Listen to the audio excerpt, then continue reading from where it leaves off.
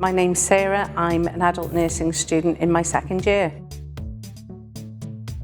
An additional opportunity outside of the standard university course where you can take part in various courses to improve not just sort of your employability skills but those personal skills, build your confidence a little bit as well, and meet people from the university that you wouldn't normally meet. My name is Josie. I am a third year biomed student. The vast majority of SCS courses are free and the others are heavily discounted. Leadership skills, self-defense, first aid training and sign language, plus many more.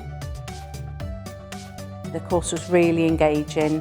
The workbooks were really quite good to do for development, and it's helped me identify how I like to learn. I've been able to pick up on different areas of transferable skills such as commercial awareness, leadership skills, even speaking and presenting. I've been able to expand my skill set in many different areas that I would never cover within my degree scheme. Give it a go. You're not going to get any negatives from just giving it a go. If anything, it's only going to be a positive. You'll either expand on your own skill or knowledge, or you might come across something that you've not heard of before and actually have an interest in it.